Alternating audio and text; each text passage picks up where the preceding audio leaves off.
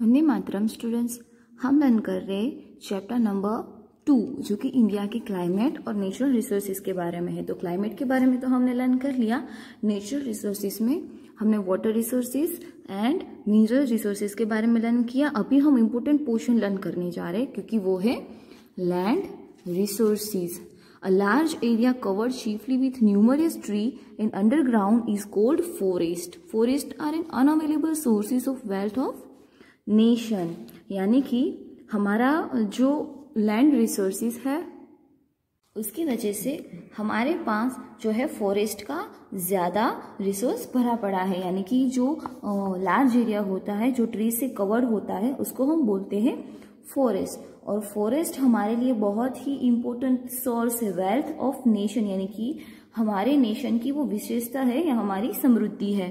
There are different type of forest in India because of its physiography and climate. अभी India की physiography और climate की वजह से हमारे यहाँ पे बहुत अलग अलग टाइप्स के फॉरेस्ट अवेलेबल है। किससे अलग अलग टाइप्स के फॉरेस्ट है? There are 5000 type of tree in India. India में 5000 टाइप्स की ट्रीज है।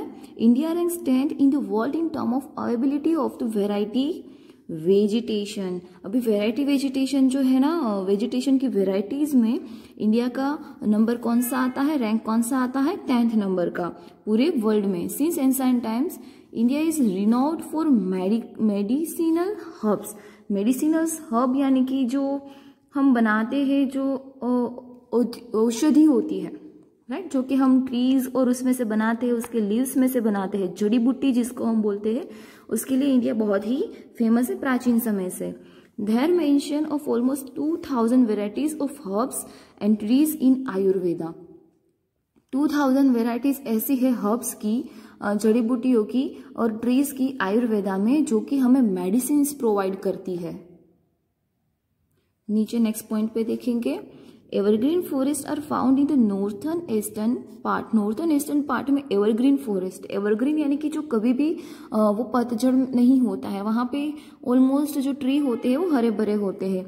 Mountainous region and the Andaman Nicobar island of India. Mountainous region और अंडमान निकोबार और जो नॉर्थ ईस्टर्न पार्ट है वहां पे एवरग्रीन फॉरेस्ट अवेलेबल होते हैं, जो कभी भी वहां पे सूखापन नहीं होता है। Evergreen also name is there is and particular season for the tree and shed their leaves। अभी एवरग्रीन फॉरेस्ट जो होते हैं ना वो उसे क्यों एवरग्रीन बोलते हैं? क्योंकि यहाँ पे जो ट्रीज के लीव्स होते हैं वो एक साथ नहीं गिर जाते हैं, ओके। इसलिए जो कोई ट्री होता है वो कोई अलग मंथ में उसके ट्रीज लीव्स होते हैं, उसके लीव्स जो होते हैं वो खर जाते हैं या तो फिर उतर जाते हैं, फिर नए ट्रीज आते हैं। उसके बाद कुछ और ट्रीज होते हैं वो अलग अलग सीजन में, और कुछ ट्रीज ऐसे होते हैं जो एवरग्रीन होते हैं। इसलिए वो जो पूरा फॉरेस्ट होता है, एक या दो ट्रीज के लीव्स ऐसे निकल जाने से वो सूखा नहीं लगता है, क्योंकि वहां पे दूसरे और भी ट्रीज होते हैं जो ऑलमोस्ट ग्रीन रहते हैं पूरे ईयर में। Therefore this forest name green throughout the remain green throughout the year.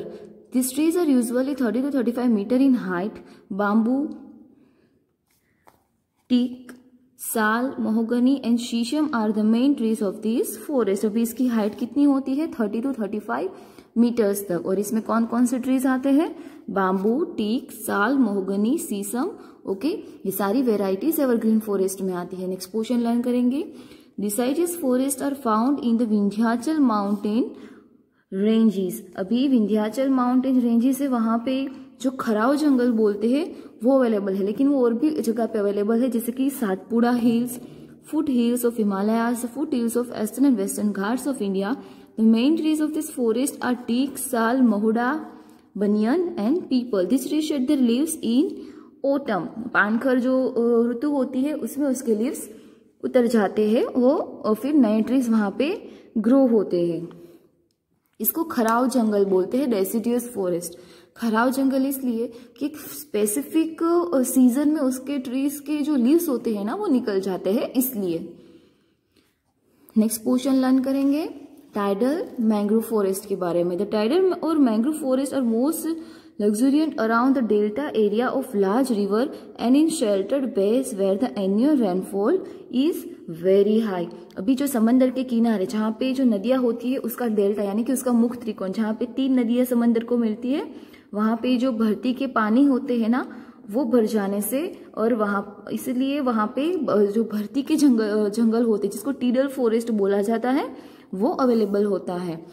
The Indian tidal mangrove forests are mainly situated on the Gangetic Delta and in coastal plains in western Bengal called the Sundarban. Mangrove Sundari, palm, kewda, चेर grows in this forest। अभी India में कहाँ पे आया हुआ है ये area? Sundarban में। और यहाँ पे कौन कौन से ट्रीज है?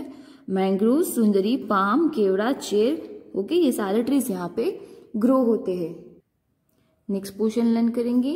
Coniferous forest are found in mountainous region of the Himalaya. Coniferous यानी कि जो शंकुद्रुम के जंगल होते हैं जिसका शेप ऐसा क्रिसमस ट्री जैसा होता है, नीचे से वो ब्रॉड होते हैं, ऊपर जाते जाते वो नैरो हो जाते हैं। तो वो कहाँ पे अवेलेबल होते हैं? हिमालय में।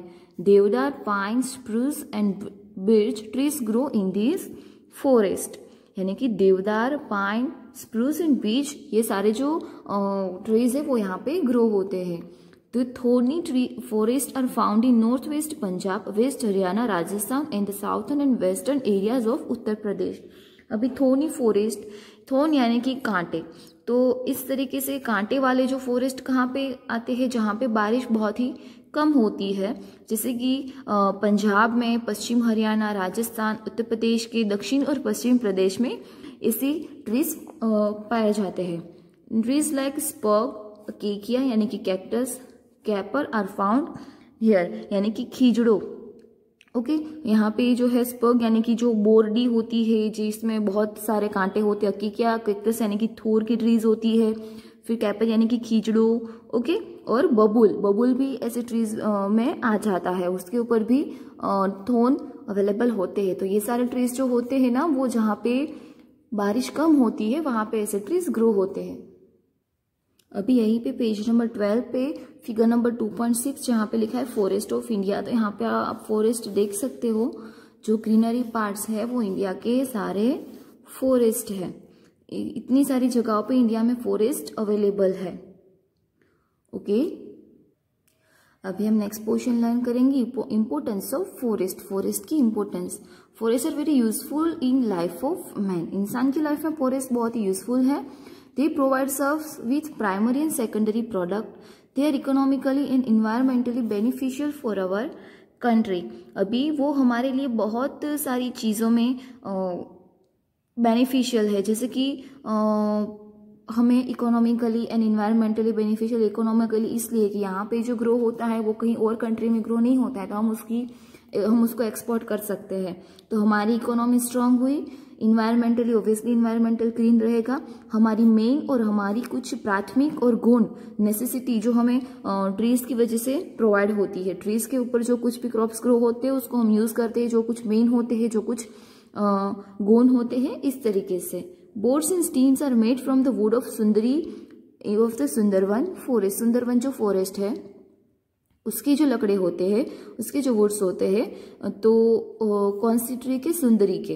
तो उसमें से बोर्ड्स एंड स्टीमर्स बनाए जाते हैं, यानी कि वो इतने स्ट्रॉन्ग होते हैं जिसमें से बोर्ड्स एंड स्टीमर्स बना सके।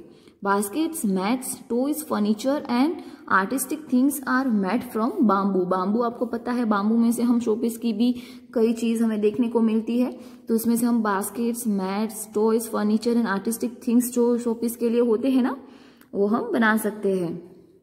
Brooms are made from palm and date leaves while catechu is made from catechu trees. यानी कि जो झाड़ू होता है, राइट, और जो काथो जो कि हमारे मुंह में जब माउथ अल्सर्स होते हैं ना उसके लिए हम यूज करते हैं, जो कि माउथ अल्सर्स को ठीक करते हैं। तो जो झाड़ू होते हैं, स्वीप करने के लिए जो हम घर में यूज करते हैं, वो ताड़ और जो खजूरी होती है, जो डेट पाम्स होते हैं और जो खेर के वृक्ष होते हैं उसमें से बनते हैं।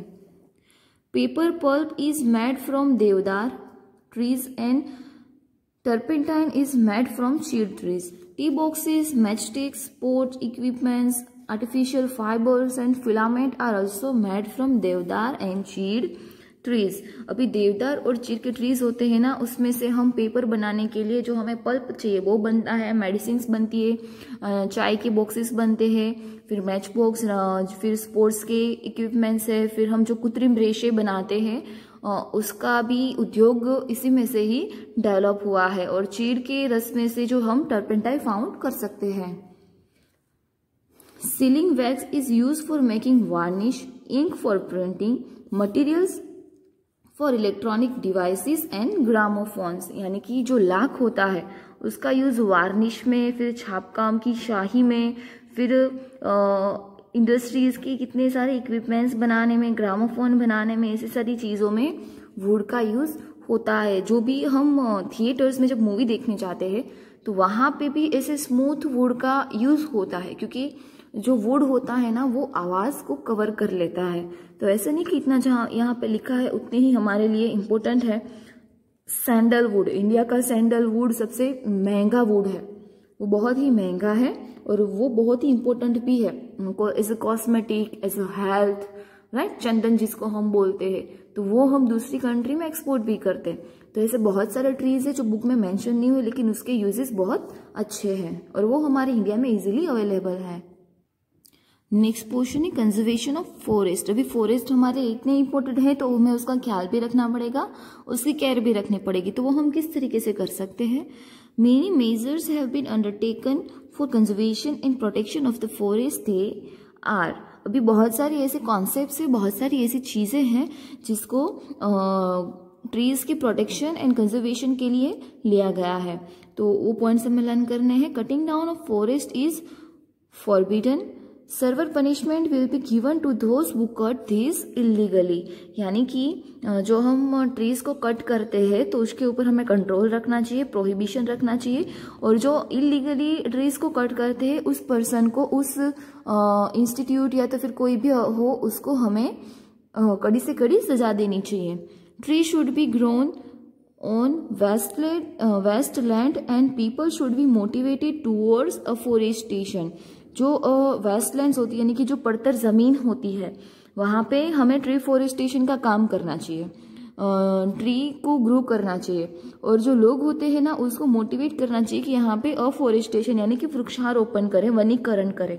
उसकी वजह से क्या होगा, वो लैंड है, वो जो अभी तक वेस्ट लैंड है, बंजर जमीन है, उसकी फर्टिलिटी धीरे धीरे बढ़ने लगेगी और वहां पे इन्वायरमेंट भी क्लीन रहेगा। Sources of energy like solar energy, biogas, wind energy and other renewable sources of energy should be used मोर। अभी ये जो एनर्जी है, solar energy, biogas, wind energy, renewable sources है, ऐसी चीजों का हमें ज्यादा यूज करना चाहिए, क्योंकि ऐसी चीजों का ज्यादा यूज करने से ये हमें दूसरी बार मिल सकती है। इसीलिए हमें हमारे ऊर्जा के स्रोत में ऐसी चीजों का यूज करना चाहिए। People should be alert and made aware about afforestation and necessary help should be provided.